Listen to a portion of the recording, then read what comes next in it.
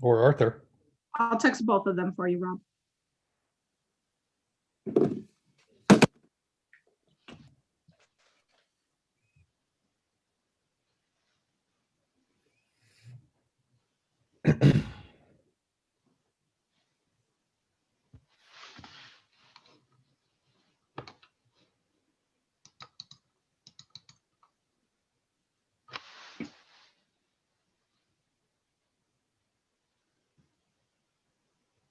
Oh, so Scott, after you're done, are you gonna bring it back to me, or are you gonna introduce Mitch?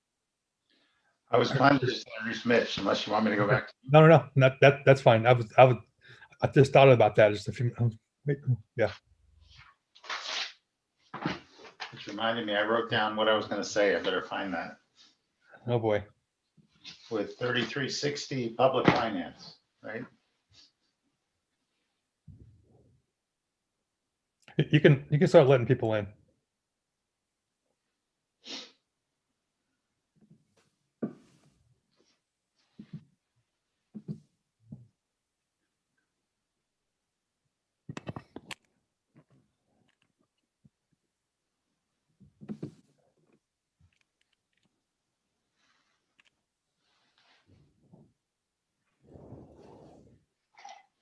Alex, are you ready for me to hit start meeting? Yeah, you can go whenever you're ready.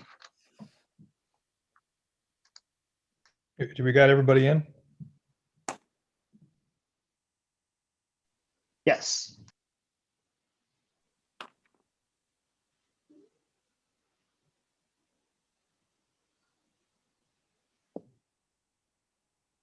Good evening, everybody. My name is Rob DeBow. I'm the Public Works Director for the City of Malibu. Just wanted to say thank you for joining us today. We're going to give another update on the Civic Center Water Treatment Facility Phase 2 project. I see a lot of familiar names out there, and so thanks for kind of joining in again, and we'll continue to kind of bring everybody updates on what's going on with the project.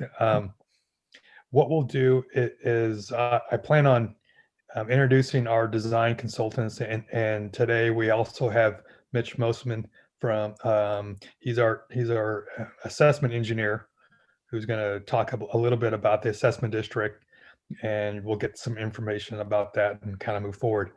Kind of a couple other things that I want to bring up is that we've already started planning for future council or community meetings, and we have a next one that's going to be at the end of March, and then another one in the end of May. So we'll be giving everybody all those dates here with this presentation, but we'll also be sending out information, same cards, information out to everybody again. And this presentation and all the other presentations we have for this will be posted on our website. And lastly, if anytime you want to get a hold of us or you have a question about the project, feel free to reach out to me, and I'll make sure we get some answers to you and everything. So with that, I'll turn it over to Scott from Woodward and Curran, and he'll give an update on design. Thank you, Rob. So we can go ahead and get the presentation started up. So I'm Scott Goldman with Woodward and Curran, and I'm the overall project manager. Also have Matt Elsner, who's my technical lead on the design. So we'll give you an update on the project. If we go to the next slide, just a reminder of the prohibition area. There's the 3 phases. Phase 1 was completed back in 2018, and we are working on the phase 2 expansion, which needs to be completed by 2024. And that includes the orange areas. The phase 3 area will be decided whether that is necessary after the phase 2 is complete and the monitoring data is in and level of improvements. So we can go to the next slide. So phase 2 includes 448 properties. And that's 240 residential, 191 of the existing condominiums, and then there's 17 other properties in addition to the condos and residential. It generally covers the Sarah area, Malibu Colony, Hughes Research Labs, Adamson House and Surfrider Beach, and then the condominiums off of Civic Center Way. The estimated cost for phase 2 is the same as our last community meeting. It's still estimated at around $45 million. Next slide. So this map shows you the facilities that are planned. The dashed red lines, those are the pipelines that were installed during phase 1. And in phase 2, we're going to be expanding the system with the solid red lines. And that includes both wastewater collection and recycled water. So we'll be collecting the wastewater and giving everyone the option to take the recycled water back for their use. There are 5 lift stations included, 2 in the Colony area, and then 3 in the Sarah area. And bringing them over to the water treatment plant off of Civic Center Way across from the condominiums. Okay, we'll go to the next slide. So we initiated the design back in August of 2019 with a notice to proceed from the city. And since that time, we completed our utility research. So we know where all the other utilities are within the streets. We also did an initial geotechnical investigation that we need for the design of the system, and completed an aerial survey, which we're using as our base maps for the design drawings. We went through an alternative evaluation and completed that in May of 2020 to identify where we needed lift stations and how to get the wastewater back to the plant and the recycled water back out to the parcels that we're connecting. In September, we submitted the 50% design for the water treatment plant expansion. And then in December, the 65% design for the collection and recycled water distribution. And we also in December submitted our loan application to the state for the state revolving loan. Upcoming over the next year, we have the environmental documents, the CEQA addendum, which has more specific information on the facilities to be constructed under phase 2. That will be certified. The plan is to certify that in February. Then following that, we have some additional geotechnical investigation at the specific lift station sites and a couple other investigation along the pipelines. 90% design would be submitted in June. We're working on a Caltrans permit, which we anticipate getting this summer, wrapping up final design towards the end of the year, along with our SRF loan application. So we're going to go through that process. We've already been in contact with the state on the SRF loan. Go to the next slide. So just a reminder, phase 1 cost was $60 million, and we estimate phase 2 at $45 million. And that $45 million, as was phase 1, will be funded through a combination of state revolving fund loans and whatever grants may be available from the state. Next slide. So this is a graphic representation of the schedule. So 2021, our main focus is completing the design, getting the SRF funding in place, and establishing the assessment district. Following that, early in 2022, the plan would be to bid the project, go into construction, and then have construction completed or far enough along by the end of 2023 so we can start looking to connect properties and meet the goal of having the system online by November of 2024. So with that, it's kind of an overview. Happy to answer questions when we get to that, but what I'd like to do is turn it over to Mitch Mosesman. He is with 3360 Public Finance, and he, along with Chuck Greeley of DUDEC, they are the assessment district engineers, and they will walk you through the assessment district process. So Mitch, it's all yours. All right, next slide, please. Thank you, Scott.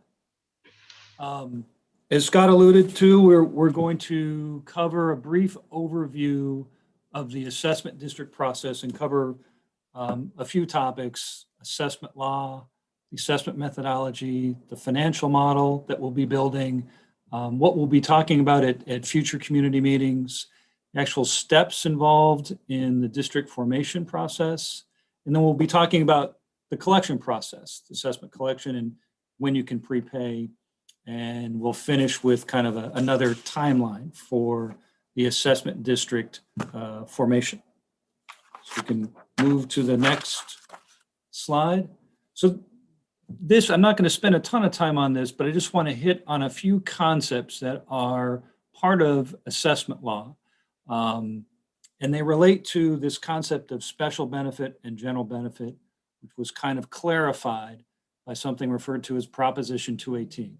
So Proposition 218 modified certain parts of the California Constitution, and it requires that assessments only be imposed for special benefits.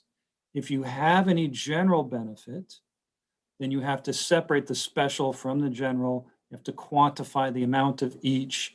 In addition, Proposition 218 says that the assessments must be in proportion to special benefit. They're all fairly straightforward. In this case, the good facts are we only have special benefit. So it simplifies things.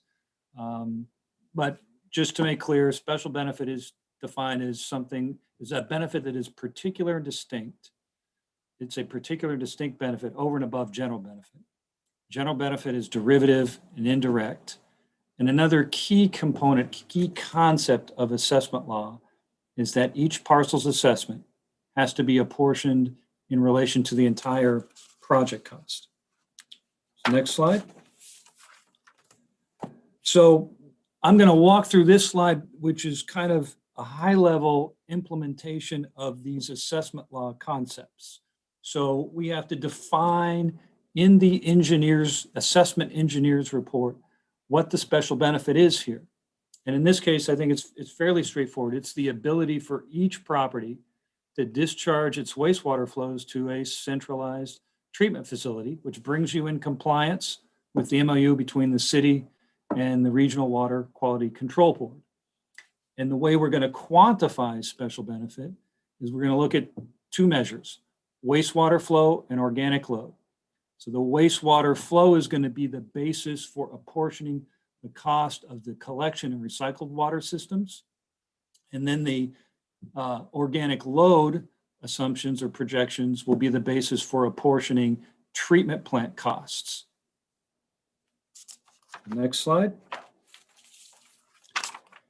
So in addition to doing the assessment calculations, we'll be building an overall financial model for the assessment district. And it will integrate our assumptions and expectations for how the project will be financed, primarily through state revolving loan, grant funds, if available, and bonds as needed.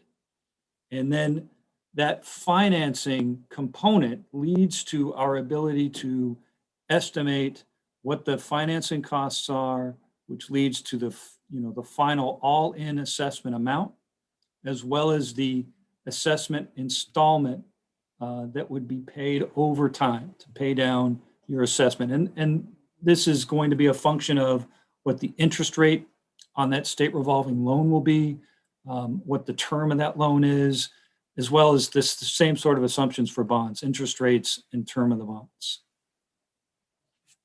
Next slide.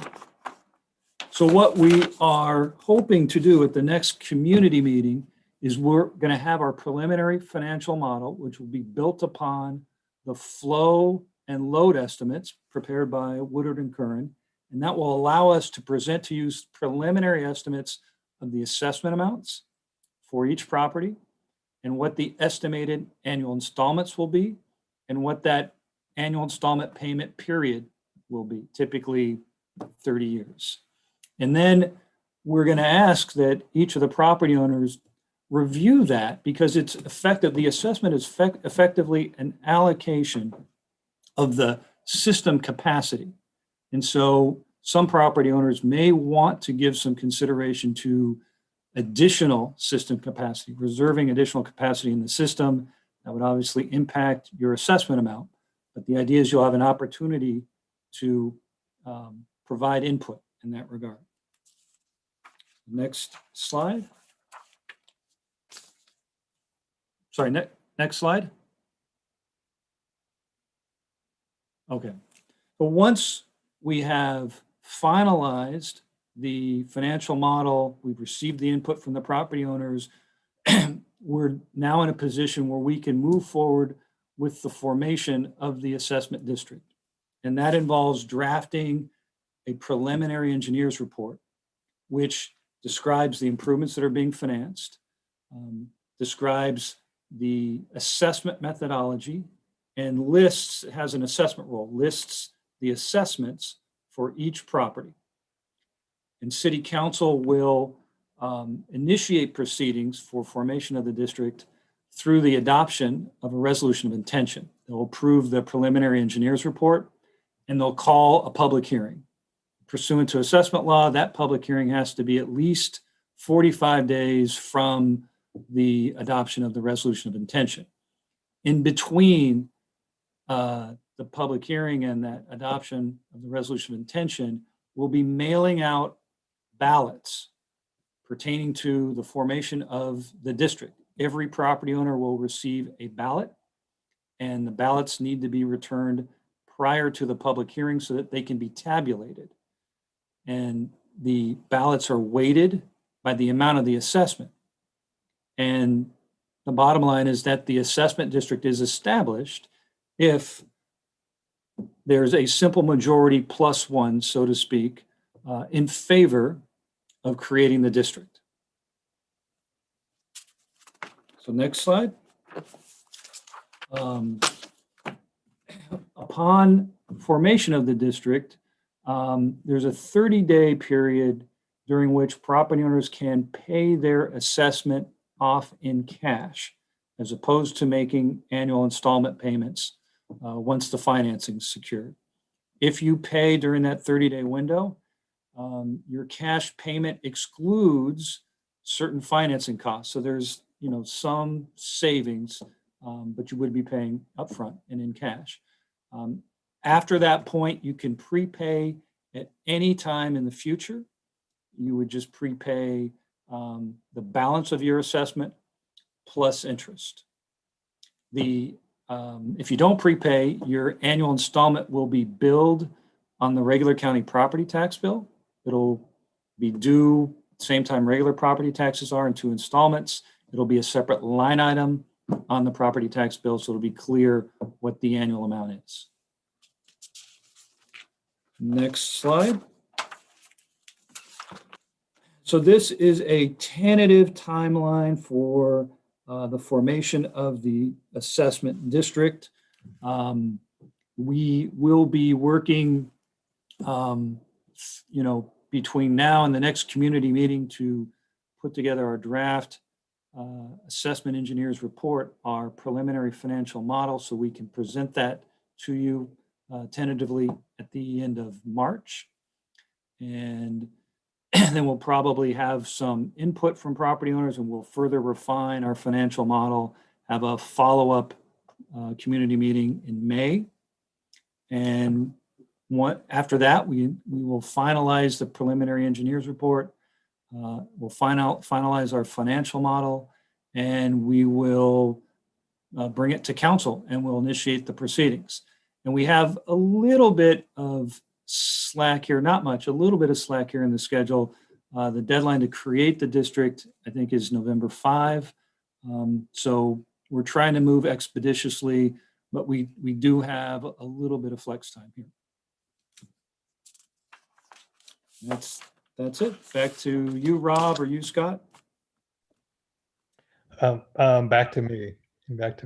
So a couple things that I want to bring up. I just want to introduce a couple people. I forgot to do it in the beginning. We have Elisa Soger, our assistant senior manager. She's here today. Also, I have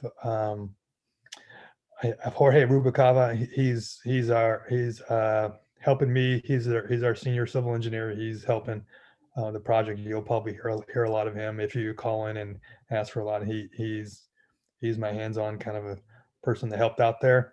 I also have Arthur Olajajian. He's also helping me with the assessment district and helping Mitch and helping that part of the process. Also have Brandy Ayala. She's she's the one that puts together all these meetings and coordination and helping and doing a lot of work and sending out all the mailing and probably taking a lot of the calls from everybody else too. Also, let's see who also I see. Oh, I see Councilmember Gersanti is attending, and I think I hope I didn't miss anybody. I think that is kind of it. I know that there was a couple of questions that people have brought in earlier. So I think, Brandy, do we have those questions or have those people ready to go for questions? This is a time for questions and answer for people who have questions about the whole project, about design, anything that you have, questions about the financing, the whole question about the how does the assessment district work too. We have all of our professionals, all of our team here to answer questions. So what we'll do is that we'll go through the questions that were brought first, or people that have submitted questions, and then we'll open it up to everybody else who has questions, and we'll see if we can get everybody's questions answered. So Brandy, what do we have? So we have 4 speakers that were pre-registered before this meeting that wanted to ask a few questions. Okay. I think we're going to give them 5 minutes each. Is that correct, Rob? Yeah, and then if there's follow-up questions on that, if they want to come back after that, we can come back to them around too. So we just want to make sure everyone has an opportunity to ask questions, and then if there's more questions, we can definitely come back to them. And then by all means, if there's a question that you come up after this meeting, or you're still unsure about things, please reach out to us and we'll get back to you very soon. So. Okay, so I'm going to go with the first name on the list. We have Robert Flaxman. Mr. Flaxman, are you in the meeting? Yes, ma'am. You may. Wonderful. Can you hear me? Yep, we can hear you. Terrific. So I live at 3250 Sarah Road, which is at the northern extremity of Sarah Road, almost to its end. And, I was looking at the maps this one map that Kimley Horn, put together for the phase 2 project area, showing the phase 2 project area.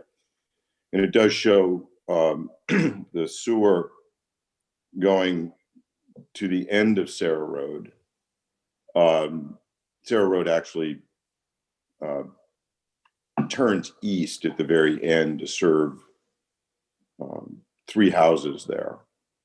And yet in looking at the project description in the EIR, it says that the project only goes to Palm Canyon, which would be south of my home, and the northerly terminus shown on the map.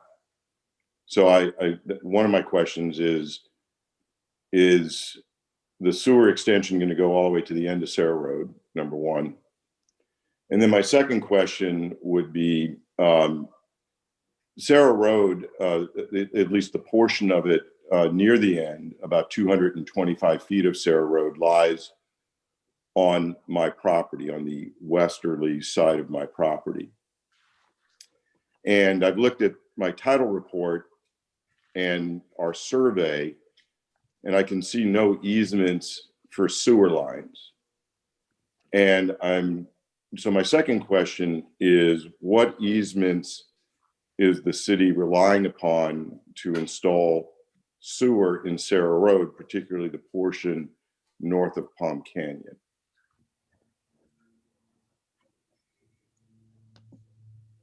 Apologize. I just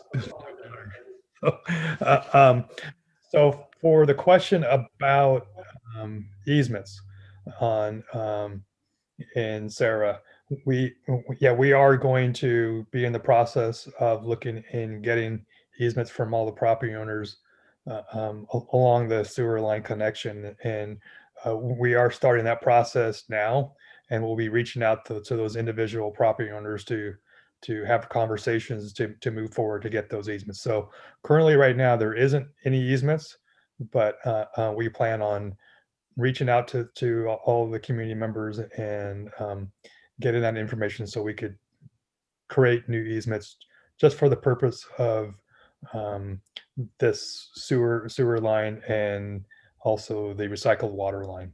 So as for the alignment for on Sarah, I'll let Scott or Matt kind of answer that question. Matt, why don't you take this one? I think you know better where the pipe ends. Well, unfortunately, Scott, I'm trying to open the file and it's taken a while. So go ahead and stall. Is there a way to bring back Oh, yeah. forward from the presentation that shows us Slide this? forward. You can see that we are designing it to go Palm Canyon Lane, even if it was lobby, we are going up. I'm sorry, I can't hear that response. Sorry. So if you can see the map of the system, Yes, you can see that Yep. we do extend along Sarah Road east of Palm Canyon. I don't know if it touches your particular. that would be north of Palm Canyon, I think, right? Yeah, I always get mixed up as what's north and what's east on this map, but yes. Yes, it's north of Palm Canyon. Okay. So the intent is we are looking to put the system in to at least touch each of the parcels up there. So I don't know if this map shows that it touches your parcel. Well, it crosses my parcel, yes. So north of Palm Canyon, the north-south segment north of Palm Canyon crosses, from what I could see, 1, 2, 3, 4 different properties. Yeah.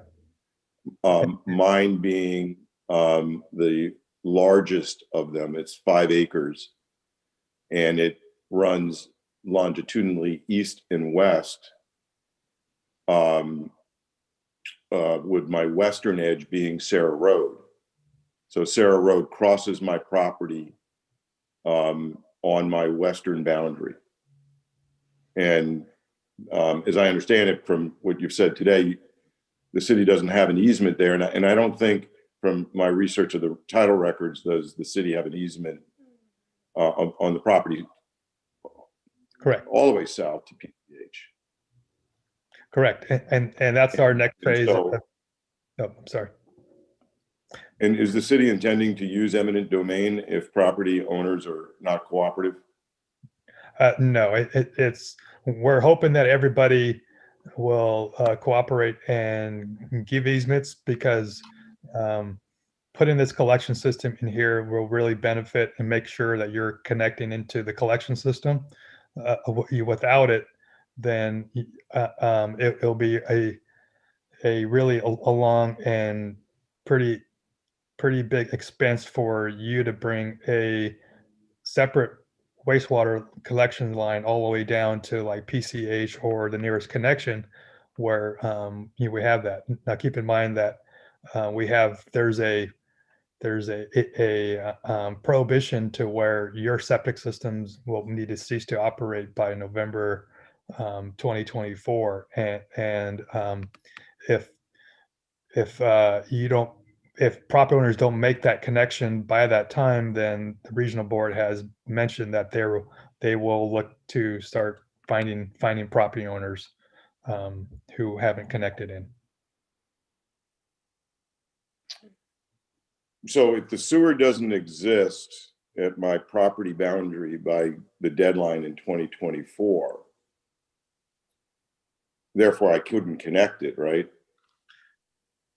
So we are working towards actually completing the project 1 year prior to the November 2024 deadline. And so what we want to do is, I guess what I'm saying is, if you don't acquire easements in time to make the installations to my property,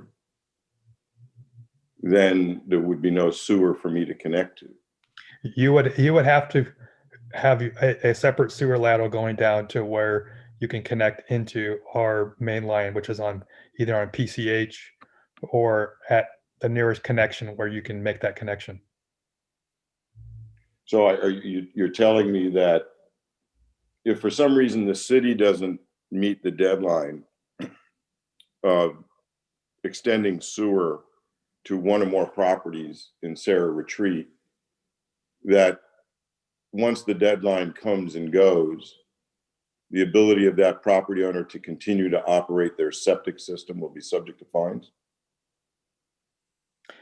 So if the assessment district passes, and you have to realize, in order to get to that point to where we can form an assessment district, and then Mitch can kind of fill me in here, but we have to have the easements in place to put the wastewater line in those private streets. We have to have those. If we don't have those, then that gets excluded from the contract, and then it'll be up to the property owners to make their separate lateral connections going all the way to the closest connection we have, our collection system, which could be. Yeah, I think I heard that part of the answer. So what we're trying to do So- is timing wise is to have this project start construction approximately a year from now, and then have it can be completed within 18 months. So in November 2023, we'll be completed with the collection system, the wastewater treatment plant upgrades, and all the property owners will have a full year to actually make their connections to the collection system. And so right, we're talking about the situation where you don't have easements or installation for individual property owners to connect to, other than to make their own extension to wherever the city terminates its work. That's what I'm hearing you say, right? If you don't get the easements that you need to complete the extensions as drawn on this map, such that each parcel can connect to the work that the city will do subject to the assessments, then individual property owners that are orphaned because they are not proximate to the city's extensions will have to do their own extensions to the city's work, including obtaining easements from adjoining property owners to do so. So let me kind of just help out the situation here. Is that our design engineers will look at every property that's in Sarah and come up with a solution on how they could make the connection to the wastewater collection system without having to make any additional separate easements for the property owners. So the intention is that you take your sewer line from your property, from your home, and you can extend it based on your property to our sewer line, which is adjacent to your property. That's the goal. And so if there's a situation to any of the property owners, or maybe our sewer line doesn't connect right or something to your individual properties, please get with us so we can kind of talk to you and talk through your different scenarios. Does that answer your question? If not, then feel free to I think reach the out. most important part of the I think the most important part of the answer is that an invitation to have some one-on-one dialogue. Absolutely. With you at the department. Yeah, about absolutely. That's paramount. We'll reach out and we can meet with you individually. We can have our consultants and we can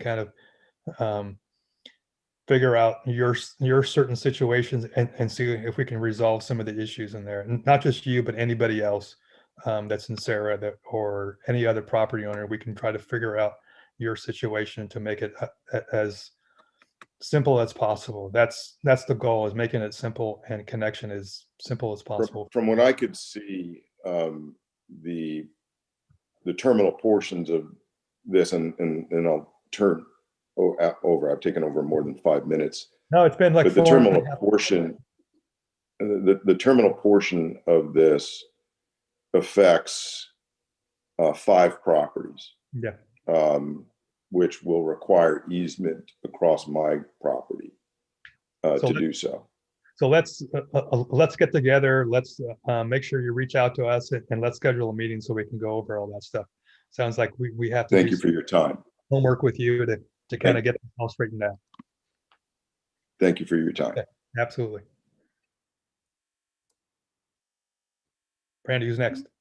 The next gentleman would be Christopher Hudson. Mr. Hudson, are you in the meeting?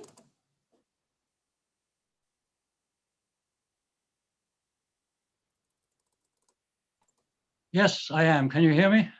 Yes, sir. Okay, thank you. Thanks for the clear presentation. And I just wanted to try to get across something and maybe address a mindset question here. I understand, and you've made it clearer today, the legal benefit definition and the MOU and the prohibition area and all of that. But I wanted really to say something about, when we're discussing these charges and the assessments for the hookup. It was said at the last meeting and said again today that this was a benefit for us. And of course, legally, I understand it is a benefit. But of course, I do not regard it as an actual benefit at all. I have to regard it as an unwanted imposition. I mean, this is all obvious and is ancient history. I know that, I understand that. But I'm a bit troubled by the sort of revisionist history that was peddled at the last meeting. Again, to state the obvious and the true history from my point of view as a homeowner in the phase 2 area. And I think all of the homeowners in my condominium association. Our buildings were here 35 years ago. They're not the reason for what's happening now that we have to pay for. We never asked for or wanted the treatment plant. It was forced on us because of the nearby commercial development, which we didn't want either. And so to call it a benefit for us when it has just added unwanted construction and now adds unwanted cost it's patronizing and insulting. And to tout the extra ability to pay more to recycle the gray water as an additional benefit is really just another layer of insult. You cannot really sell a big tax increase to us as a benefit. So I know it is what it is. I understand that. I'm not trying to undo history here. But I do think the city should make an effort not just to parrot the county and the regional board talking points, but should realize and do more to acknowledge that from our perspective, this is an infuriating and condescending talking point, and to acknowledge that many homeowners will continue to believe that we are getting royally screwed. Thank you. I didn't need the 5 minutes.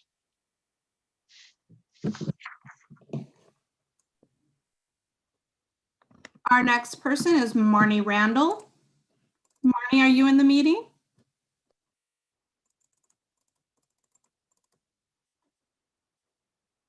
Marnie? Alex, do you see Marnie? I don't see her now. Okay, we'll come back to her. The next person I only have, I think, a last name, and it says Brachwala. Are you in the meeting? Yeah, I'm here. Can you hear me? Yes. Okay, perfect. Okay, so I actually have 2 questions. So my property is located, and I think Rob, we have discussed via email several times. It's located on Harbor Vista Drive and Malibu Canyon. My old address used to be Malibu Canyon Road. But the question I had is for long-term planning, for the design of the pipe that's going to be laid down on Malibu Canyon Road, what is the long-term plan? Because I think the last time, maybe about a year ago, there were several residents who wanted to join phase 2, including myself. I think it was denied at that point. But I'm guessing there could be a change with the new commissioners on. And so what is the long-term plan as far as the pipe laid out? Is there more of can we get more information about that? How deep is it going to be? when is that information going to be shared? Yeah, I'll have Scott and Matt probably answer those questions, but I believe we have designed the collection system on Malibu Canyon Road, and they can shake their head yes or no, or fill in for me, but we put that collection system down low enough to where property owners like yours on the cusp of Malibu Canyon Road could potentially drain by gravity to the collection system on Malibu Canyon Road. Is it, Scott and Matt, is that fair enough assessment? Well, it depends on where on Malibu Canyon Road he is. We are designing the sewer lines going up Malibu Canyon to accommodate the connections. And we are doing the directional drill to get under the hump so we can keep it flowing downhill by gravity from HRL.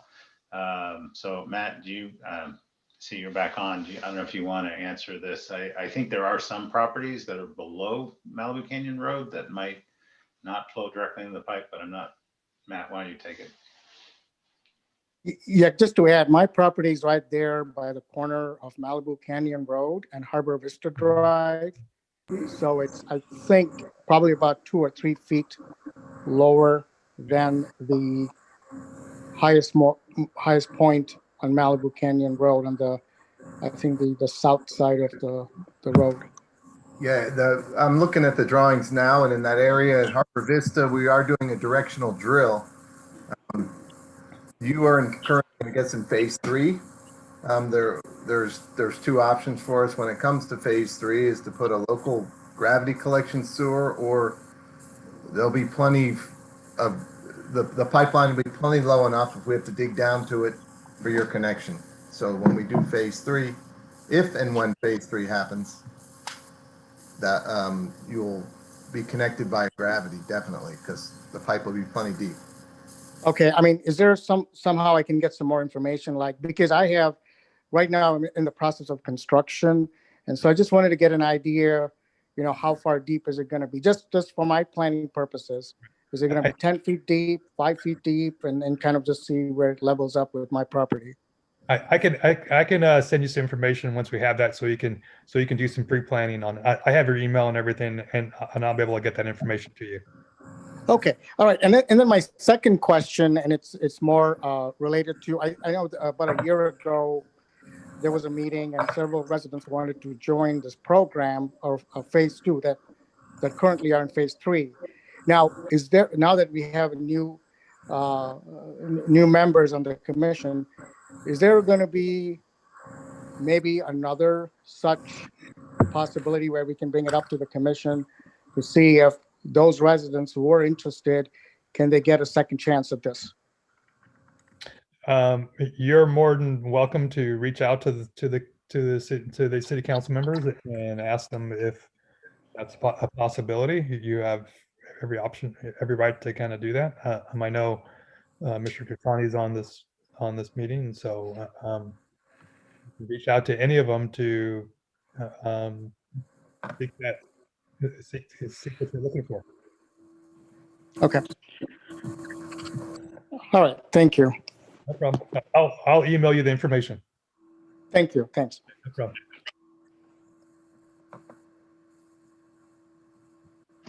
Next person we have is Jeff Follert. Mr. Follert, are you in the meeting?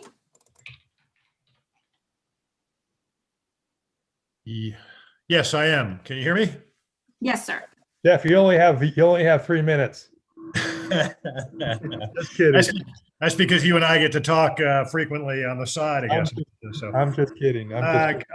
Quickly, I want to follow on with my friend and neighbor, Robert Flaxman, because I think one of the things that has been raised in our community a little bit is what happens if a property owner who fully wants to connect to the system, but is prevented from doing so physically because of the inability for the connection to be brought to their property as a result of an easement dispute or any of those kinds of things. That's going to be, I think, an interesting matter to discuss going forward. But I wanted to expand a little bit and keep the discussion going on the the easement question. I think the easements, which haven't really been talked about from a scheduling and planning standpoint, are absolutely very critical. One of the most critical items in this, because without the easements, you know, the assessment district, we can budget it until the cows come home, but I don't think it's gonna be able to be presented because we just won't be able to create it.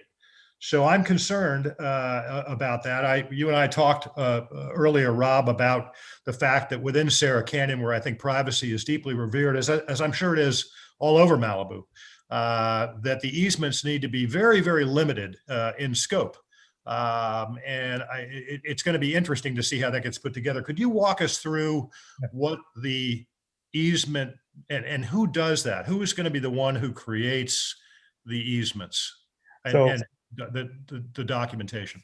Yeah. So a couple of things that I want to point out, and what I want to do is it's not only with Sarah, but for the colony section too, is have separate meetings with those neighborhoods and really go through all the detail, because your issues and Sarah are going to be totally different than the colony and stuff. And so we want to make sure we have separate meetings to kind of go over that. But the process of going through, we have a separate land surveyor that will actually draft all the documents for the easements. And but what I want to do is I really want to make sure the community is really comfortable. One thing that you're right, Jeff, is that we talked about it several times, is want to make sure that the language is very specific on the intent on what that easement is for, and it's very limited to what for the operation and maintenance of it. So if something happens to that line and we need to go in there, we have the ability to do that. But if there is no other reason why we would need to go in there if it's not for that purpose. And so I want to make it clear that that is 100% the intent of doing these easements, to make sure that that's in place, and making sure that, like I said, having these meetings and fleshing those questions out, definitely figuring out the locations maybe of some of these easements to make sure we have everything in place is very important. So our design team has really started. I mentioned that to them probably last month or so, or about a month ago, is to start working on the easements, and that's going to be a big task for them to get started on. I'm hoping that we have more information here within the next month, and so either we can start setting up meetings, or I can at least reach out to a few property owners to kind of get this ball rolling. But that's the intent is really to kind of be work with all the community to make sure we have everything in place, and really show them really kind of everything we're doing to make I think it's part of the critical path, and if you Absolutely. can, Rob, if you can, it'd be helpful to put it on the schedule as well. The other quick question I have for you is that in the drawing that I saw, and I don't know if you want to put that one back up again, which has the pump stations, I noticed a little bit of a difference from the last round of pump station locations that I saw, which is the absence of a pump station at essentially the intersection of Mariposa de Oro and Sarah Road. It's actually on Sarah Road a little bit, but I guess the real question is, as you know from the topography, it goes up steeply uphill from that point in time. And I'm a little bit wondering whether the pump station, it's contemplated that the pump station that's going to be at the corner of Cross Creek Road and Mariposa on the other end, the westerly end, if you will, whether or not that's going to be designed, and that's supposed to be to have enough lift capacity to lift everything from essentially the back of the canyon all the way up and up Sarah Road, and then out again to Pacific Coast Highway. I noticed that pump station was missing. So, yeah, Jeff, so I don't recall us having a lift station there. The plan had always been to flow along Mariposa down to Malibu Creek, and then that lift station will collect everything and pump it back around, so that it basically up about halfway Sarah Road, and then it will drain down to the Coast Highway. Okay, yeah, I mean, let's take a look at where the pump stations are right now. You got the one at Cross Creek and Mariposa pump station there. And then I just don't know how you're going to get up the hill on Sarah Road from Mariposa up the steep hill up Sarah Road. I understand the one at the bottom of what we fondly refer to as crumb packer down there, but I just don't understand how all of the material from all of the back of the canyon is going to then essentially be collected at the pump station at Cross Creek and Mariposa de Oro, and then pumped from there up the way. It seems like it's going two directions there. Yeah. Matt, did you have any more you wanted to add to that? But it is basically going in both directions on Mariposa, one down to the lift station, one back up and around to get to Coast Highway. And I think our design, we've basically allowed them, they can all be in the same trench. So there's not a lot of space needed, extra space needed for the one that goes back, because it's a pressure line and we have a lot more flexibility on how we route it. Okay, well, you all are the designers, and I'm not. I don't take any authority in that area. But it just seems to me that Mariposa de Oro is an extraordinarily narrow roadway. In many cases, the road easement has been encroached seriously by properties over many years. And I think you've already got at least a water line in there. The other and last part of my question has to do with the utilities that are in part of it. Has anyone talked with Edison and the various low voltage, although I think the low voltage carriers fall in with this, but has anyone talked a bit with Edison about undergrounding the utilities that are above ground markedly on Cross Creek Lane, Cross Creek Road, and also on portions of Sarah Road, primarily closer to Pacific Coast Highway and to the big decline. But is there any contemplation about, while all this construction and trenches are open, about trying to move the utilities underground as well, from a fire prevention standpoint and maintenance? That's a well, that would be up on the property owners to actually request and ask Edison to do that. Edison won't move forward with. They've indicated already a couple times that they won't move forward with undergrounding their utilities at that time. And if a group of homeowners wish to underground, those homeowners can pay for that.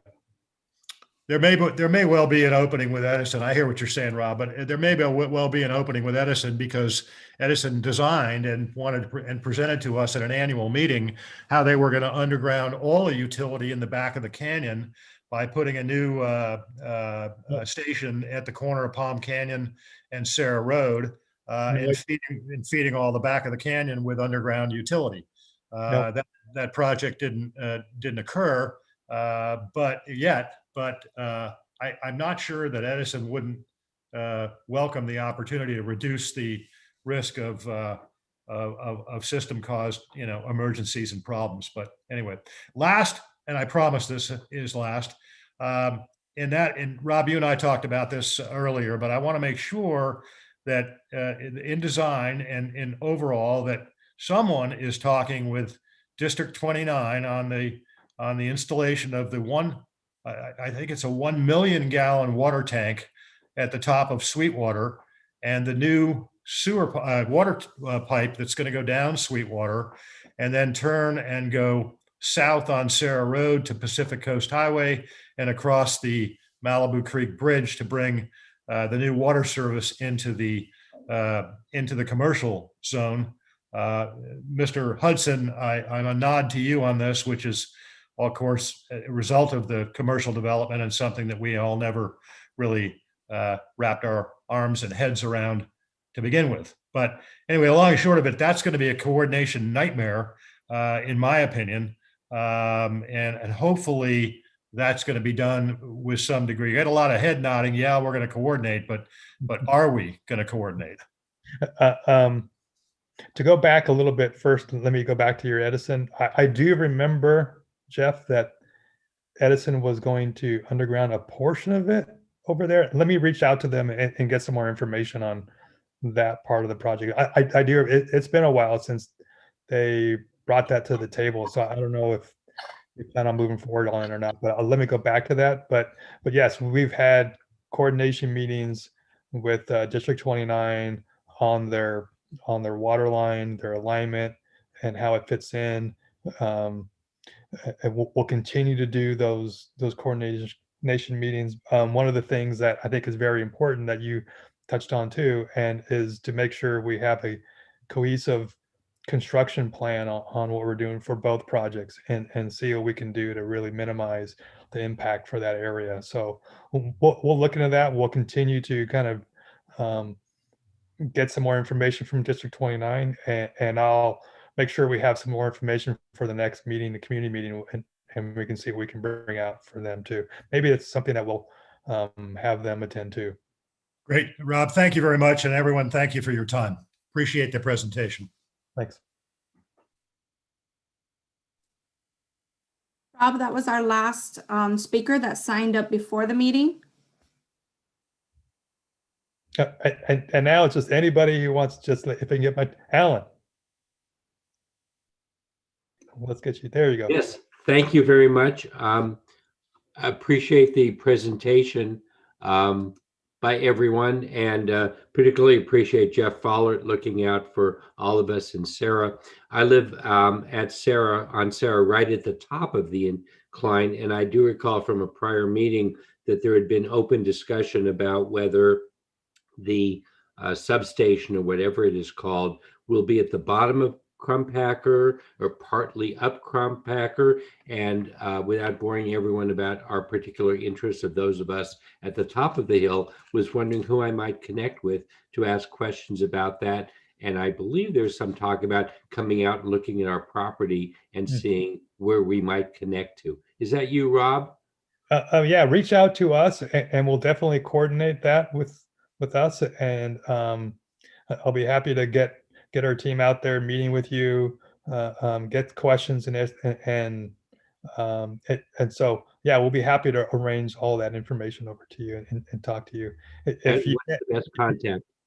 Yeah, if you can't find my contact, feel free to reach out to Jeff. Jeff has my number on speed dial. He'll call me anytime. Night or day. Excellent. Yeah. Okay. So.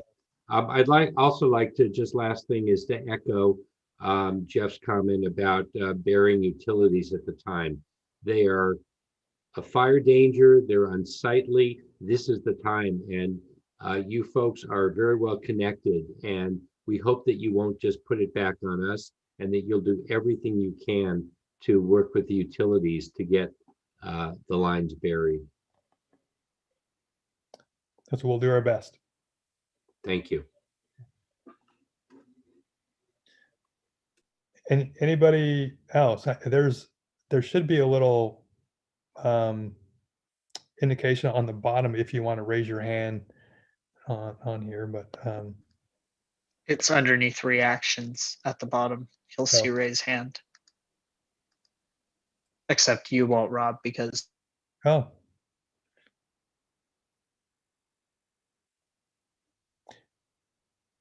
Can someone, if someone has a question, can they just share their video, Alex? They should be able to. Okay. Anybody has any further questions?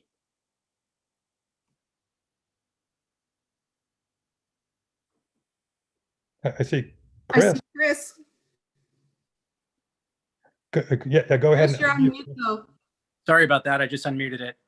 Is that better? Where's your video? I don't know where it went. Hold on. Host disabled video. I'm not sure how to do it. That's okay. Okay, so my question is, what happens? First of all, good to see you, Rob. It's been a little while, but Yeah. my question is, what happens if the assessment district that's being formed doesn't get the majority plus one vote? Where do you guys go from there? Like, what's the next step? Good question. I think the next step would be to discuss the situation with the regional board and the state water board, who has put on the moratorium and potential fines, and see if we could help the communities out in the situation, and possibly come to more meetings and figure out our next steps to move forward. I think um, it's important that we try to work up to a solution, and if it means going back and trying to figure out how we can get to that end solution, that's probably what we'll do. So I'm hoping that we have enough to move forward. I think the alternative is pretty bad, to where the regional board will start finding people a lot of money every day, and that's not nice. But we'll do everything we can to try to make sure that doesn't happen. But it's unfortunately, it's not really up to the city to say yes or no if somebody's going to get fined or not. It's out of our hands. It's with the regional board and state water board. Got it. That's Thank all. you. Rob, it looks like Ryan Embry is trying to ask a question, and he just emailed me, so. Oh, okay. Go ahead, Ryan. No, thank you. I just wanted to let everybody know that the raise hand function doesn't work. And that's probably why nobody's responding to your questions. So, yeah, anyway, the questions that I have in particular were for the Malibu Canyon Village project, which when originally designed by Ron Goldman with Goldman Firth Architects, had a sewer line under the main driveway leading out to what was then called Malibu Canyon Road. And that's what it says on our architect plans. It was before the Civic Center Way was kind of reconnected and reconfigured down at the bottom of the hill. So as you know, Malibu Canyon Road used to kind of go right in through the city-owned triangle parking lot proposal right into the intersection. So that would be our gravity feed, and I believe you're burying the sewer line substantially below the crest of the hill that you're shaving down as part of the street project right now. So is it true that that would be the discharge for the 104 condo project called Malibu Canyon Village, and that no longer would need to be electrically pumped up to the cul-de-sac at DeVille Way? That's my first question. Yeah. And then the second is for this meeting, is anybody from the potential assessment compilation group, the accounting engineers, in on this meeting tonight? Mm-hmm. And the reason I mention that is because the configuration of all of the condos are on our own treatment plant now, which has land assets, and we really have no need for discharge or all the piping off-site and to participate in any of those issues.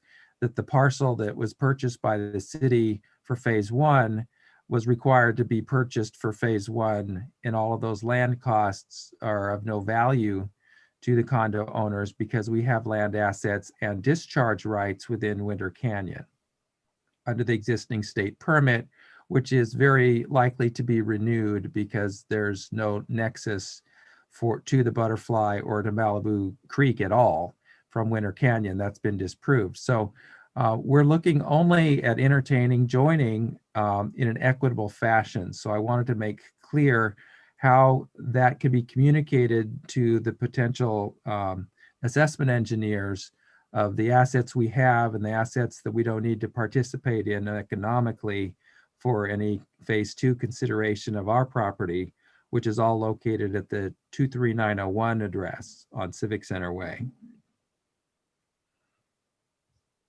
So okay. That's it. That's it. Okay. So I'll have Scott and Matt kind of talk about the gravity connection to the condos, but let me just kind of paraphrase a little bit. They can go in a little bit more detail, but what's happening is that we are looking into the possibility of using the existing collection system, and so that those property owners can discharge their wastewater by gravity into our main line. So I'll have Matt and Scott kind of confirm that. Yeah, so our design is assuming that the existing sewer lines would be maintained. We still need to confirm the condition with the county, but our design is planning to use the existing sewer line, and then we intercept it where it feeds the county plant and divert it over to the city treatment plant. Anything to add, Matt? Scott, yeah, let me add. I believe I figured out where his part, this particular condos are. They will, so we're not changing the way the collection system, the existing county collection system operates. Like Scott said, we're going to collect it right before it comes into the existing plant. So your condo complex that pumps up into the court there, we have no plans to change that discharge. At this time, it's going to continue to pump up the hill and up into that into that cul-de-sac. There is a force main out in the street in Malibu or Civic Center Way in front of you. There's no gravity line to discharge to, so if you wanted to pump into that pipeline instead of up onto the hill, that's we haven't even looked into that, but that'd be on-site work, I guess. Rob, are you familiar? Rob, do you know what we're talking about? It's the condos that are next to the, what's that undeveloped parcel? Oh, the Smith parcel. Yes, they actually discharge into the court from the back of their condos. Okay. There's a pump station, so we were planning on leaving it exactly the way it discharges now, so that basically all the condos would not see any difference in their sewer service, other than hopefully better service for the collection system. But other than that, no changing in discharge points from the condos at this time.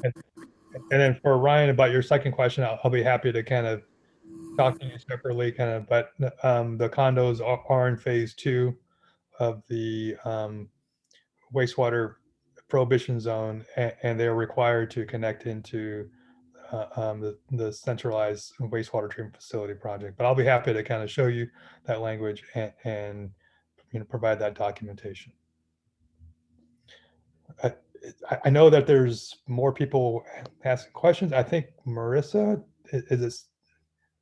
Did you have a question?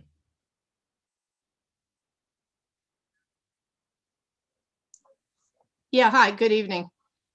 Hey. There's some other people that want to talk as well, so I hope maybe Alex can fix that, because I'm getting text messages. People have questions.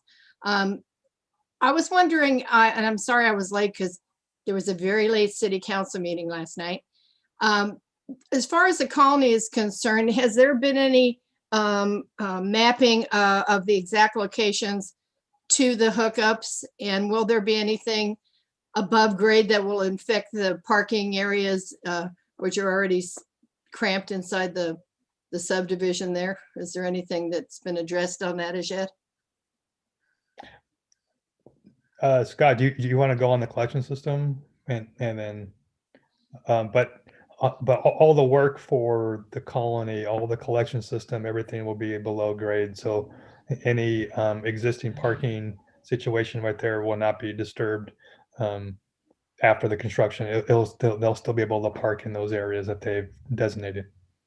And has there been any, have they gotten any documentation from the city regarding the existing structures? And because some of them, be based on the century or decade in which they were built, have infrastructure which is below grade, some of it's above, and sort of gravity flows down towards their septic.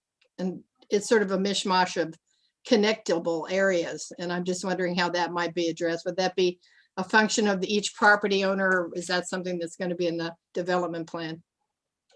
Yeah, if an individual property owner has a question about their depth or any question, I think Scott and Matt will kind of talk to what the mainline connection will be at the depth of it. But if there's any question, any property owner that you know of, or anybody that's in the colony that has questions on the depth of their lines in relation to our collection system, please reach out to us. By all means, we want to get this right. We want to make sure that your wastewater lines are flowing from your home to our collection system by gravity without any issues. And we want to make sure this is done really nice and really smooth. So I'll have Scott and Matt kind of talk about the depth of that sewer line. So the depth of that sewer line has been a balancing act. So we're trying to keep it as shallow as we can, but not have too many lift stations in the street, all underground, so it won't affect any of the parking, as you said. And we also wanted, and we've been monitoring the groundwater levels as well, because we can't go too deep or we're going to be in the seawater, which will make it very, very difficult to construct. And we don't want seawater to get into the system. So Matt, if you want to talk to the specifics, but I think we're between 4 and 8 feet deep for the most part, trying to gravity flow to each of the lift stations. No, you're correct, Scott. I think that the previous meeting we talked about after we got far enough along in the design, going out and trying to determine by a city records, what the potential depths or how people would connect on an individual parcel basis. So I think we still have that work ahead of us. But we're trying to work with all the homeowners in concert with the city. But once again, we've been doing a lot of work to keep everything outside. Anything above grade will be outside. We're right by that back gate, the north, west gate. We're putting all our control panels outside of the facility so that we will not require as many trips in with the crews. So I think that was your request. So we've been trying to accommodate that, and I believe we're putting a generator out there too. Well, that's good to know. And just for clarification, because I sort of got lost in the shuffle, I do represent the Colony Association on the sewer and some individual property owners as well. And in case I've been arranging access for all the consultants and the data collection to go in there. So I just want you guys to know that I'm the individual. If you need any access or something, if you reach out to me, and Rob knows how to reach me, and so does Brandy, we'll arrange what you need to help you. And also too, I'd like to remind everybody that when you're ready to start construction, I'd like to work with you on a parking construction plan, because a lot of the property owners have additional vehicles, and I'd like to make sure that it's goes as smoothly as possible and doesn't impact their ability to use their own parking right at their property. So if we can set up a traffic plan, that'd be really helpful. Yeah, no, that's a good question. That's a good comment, and we'll make sure we could put that in there in our plan. Yes, Marissa, I'd like to thank you. You have been easy to work with. For my engineer Justin has been in contact with you many times. So. Many times, yeah. Yeah. You have a very good crew. I'm impressed. It's gone as simply and unencumbered as possible so far. So hopefully this can continue through the whole scope of the work. And I know we talked earlier about we were going to try and use your undergrounding project as the model for parking, sequencing, and construction. So we will be getting with you to discuss some of those specifics. Good. I think PGR 100 may have a question. Oh. That's one of the texts I got.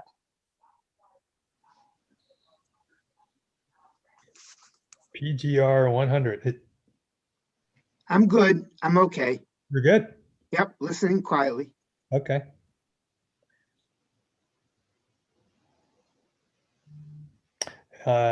Any more questions?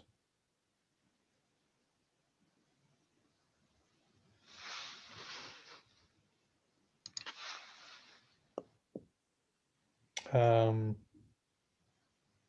couple things that if I want to bring up too is I believe on February 1st, our project is going to the Planning Commission for the environmental to get the amendment to our CEQA document and get that moving forward. Also, I want to point out too is very exciting news is that we, myself, the team, Scott, Matt, and Jorge and Arthur, and we've been working really hard and on submitting a very detailed funding application to the state water board for a state revolving fund loan. And it's that program is very important because we're able to get really low financing. I believe the financing we got for those loans, Mitch, if you could remember, I think it was two, or what was it? Do you remember what the? I think it was right around 2. It might have been a hair below 2. Yeah, which is a very good financing. We were also able to receive some grants, which is free money we get in there. And so we submitted the application to the state water board. We've had meetings with them, and we continue to have meetings with them. They reviewed our application. It looks very favorable that we'll be able to get that funding again. We're looking forward to it. We haven't had a final word, if yes or no yet, but we're looking pretty well into obtaining some of those low interest loans. And so that's very good news funding wise moving forward. With that, I'll be happy to answer more questions if anybody has any. I wish that we can, there's a way to see if there's any more questions. So Rob, it looks like reactions work. The raise hand doesn't seem to be working, but reactions we can see. So if anyone can hit either like the little clapping hands or any of those. Oh, Richard.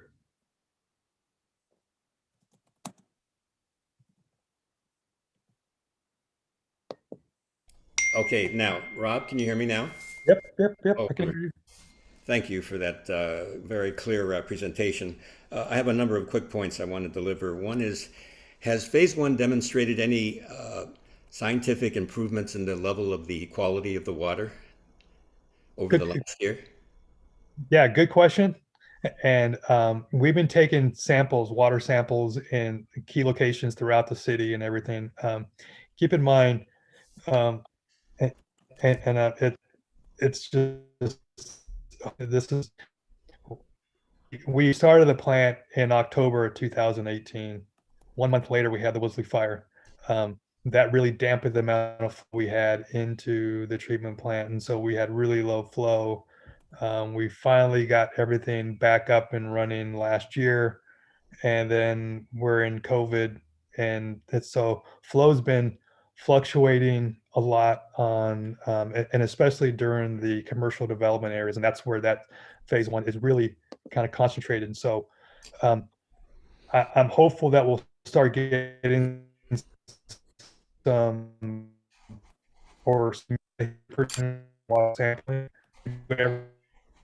And I'm hoping that we get some better results as soon as we have a lot of things start opening up. Rob, the next question I have is, if you divide 45 million by 448 participants, they average 100,000 per unit, per residence to hook up.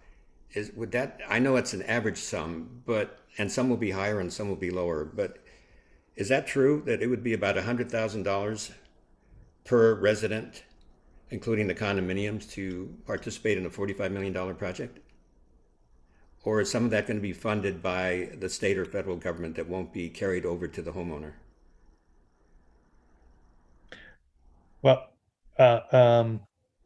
hopefully we have grants available through the state water board, like we did last time, where they can fund.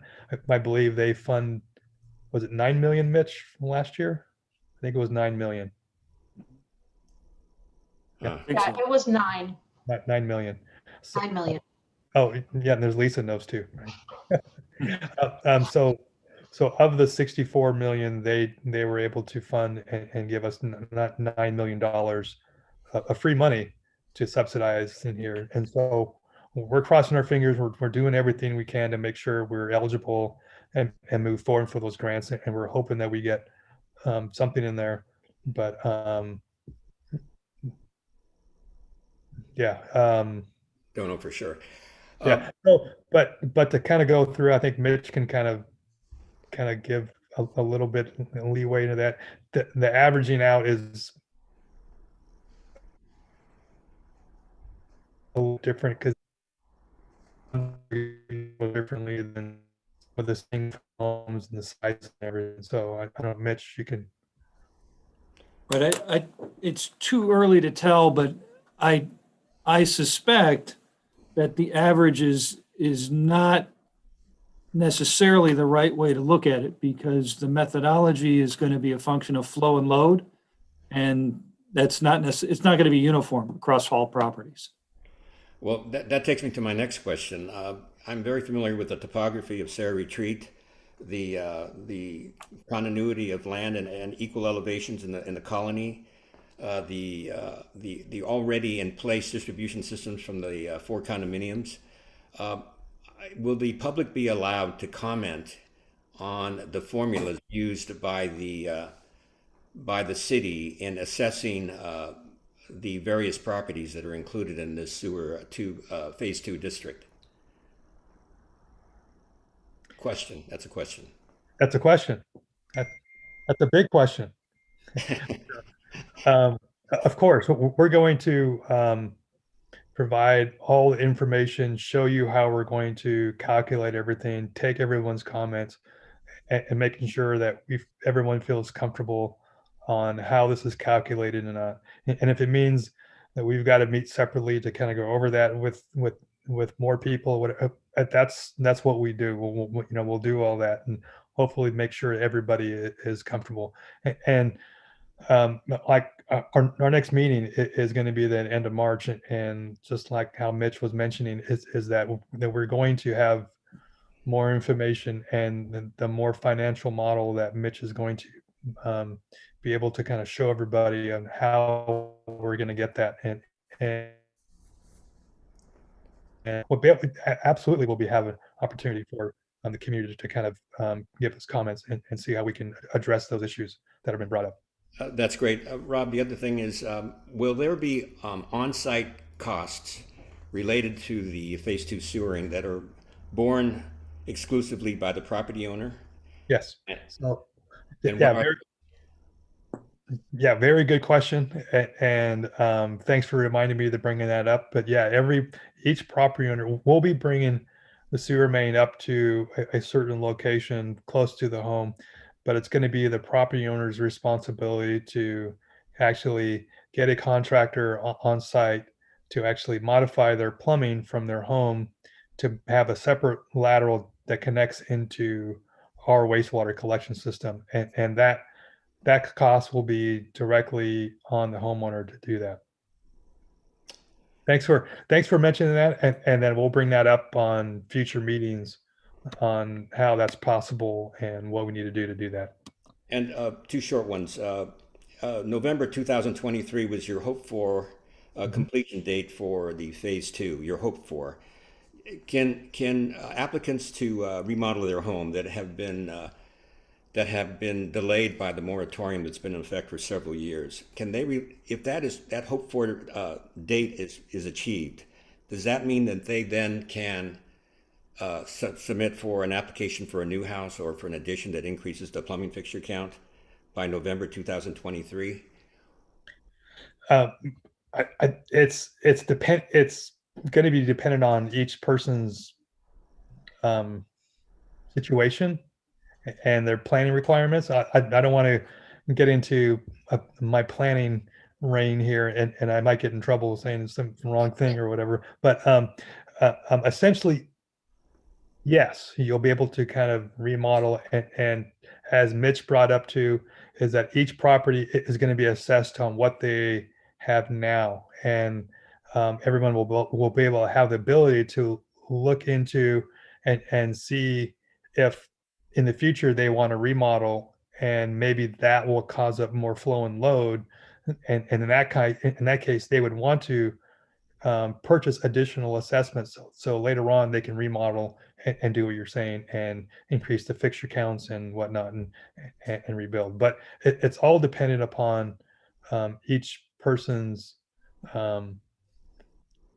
I guess, situation in relation to their planning, based on the planning rules and regulations. Thank you, Rob. Okay.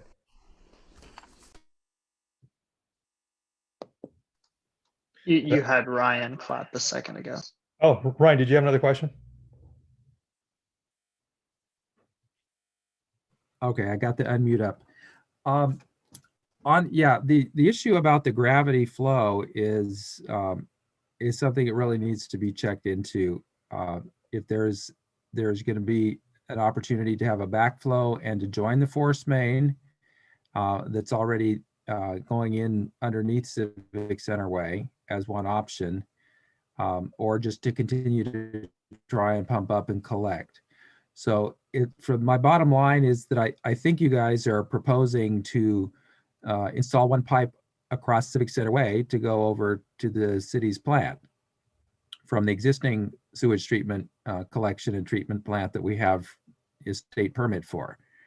And if that's the case, we would probably continue to operate that facility as a collection facility and maybe even have a reciprocal funding agreement for extra discharge at the existing facility as part of a cost reduction benefit provided to the district, but with first rights for that discharge to remain with the gallonage that the existing treatment plant holds a permit for today, which I forget what that number is. Does somebody remember what that is off the top of their head? No.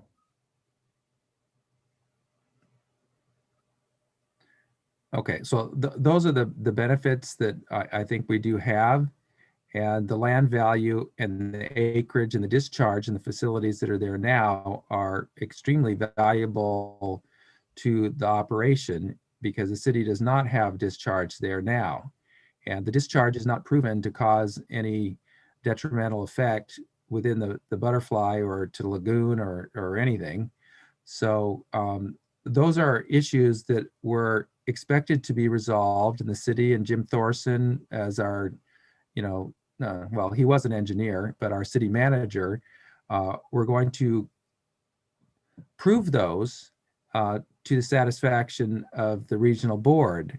And maybe it didn't get written into the MOU, but that was the plan. And I think it was technical memo number 9 from the water board showed that it was like maximum 1% possibility and likely less that there was any pollution coming from the Winter Canyon treatment plant that's currently in operation for the condos ever making it over to the lagoon, and something like it would take 10 years for some subsurface to even go that direction if it did.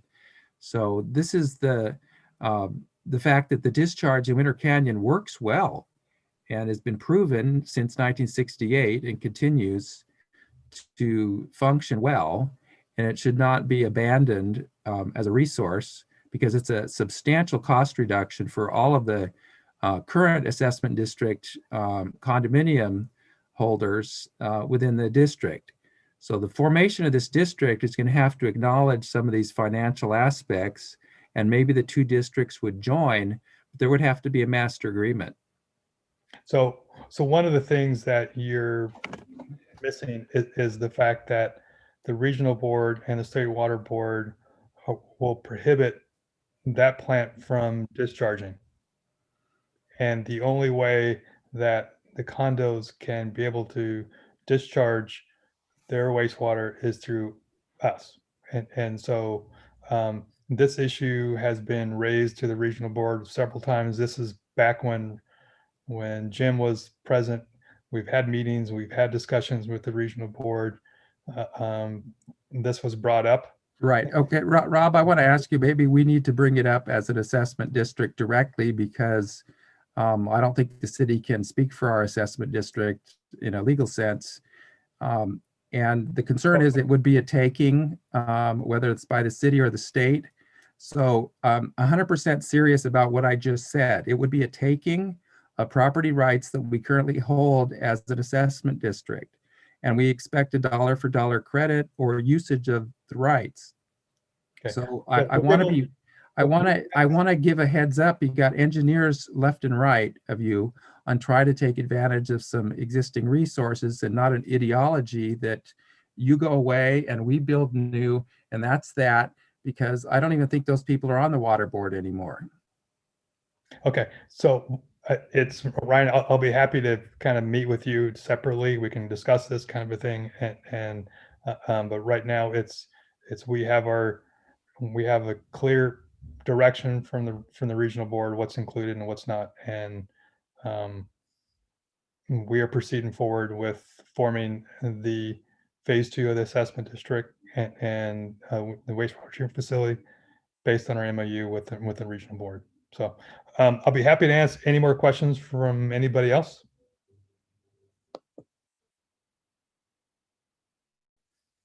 If you have a question, feel free to go down to the reaction and post a little icon of anything, even if it's the crying one. We have Ryan, Rob. Okay, go ahead, Ryan. Is anybody from the regional board participating in our meeting, or anybody from LA County here in this meeting? No. Were they invited? This was a meeting that we're talking about giving an update on the design of phase 2 and giving an overview of how the assessment district is actually formed and going through. I'll be happy to have regional board be available for future meetings if that's I can do that. Well, it was our expectation that they were going to be continued to represent themselves as players, and that, you know, they wouldn't be speaking through the city staff, with all due respect. We haven't heard these answers from them, and I'll be happy to bring them at the next meeting, and you'll be able to ask them questions directly, and you can hear them directly from them. Is Sam still in charge of regional for LA? No, he's been retired for a number of years. Okay, and who is it then? It is Renee Purdy. Renee Purdy, yeah. And I think, Ryan, if you have questions for the regional board, you can also compose those questions directly to them. And we can get you the contact information for Renee. I would appreciate that. Thank you. Sure. We seem to have been forgotten in this part of the program. I know that we've always been coveted as helping to dilute some of the costs of the plant and to join, but our useful life, we still got 10 more years on our plant. And, you know, none of this has been acknowledged by the regional board, and it needs to be through I know the city's going to be in charge of the assessment district guys, and we just don't want that to go the wrong way, as the condos are the most affordable housing in Malibu, and it needs to stay that way. We don't want to saddle or subsidize some of these other properties that have not been doing any sort of advanced treatment for the last 45 years. And when we weren't contributing to the problem that got us in this mess to begin with. Thank you.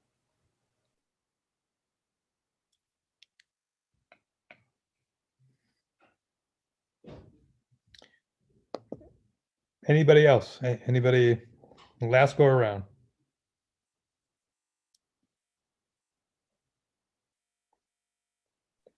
I don't see any, Rob.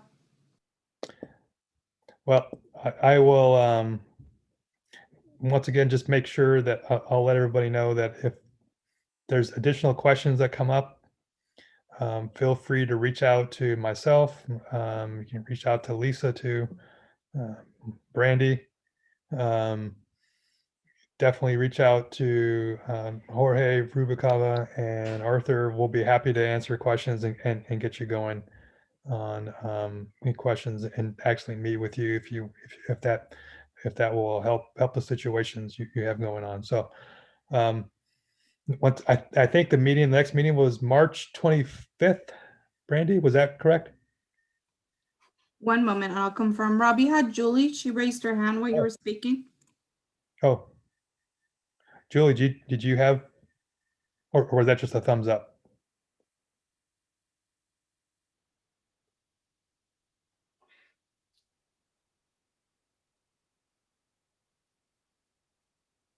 Julie?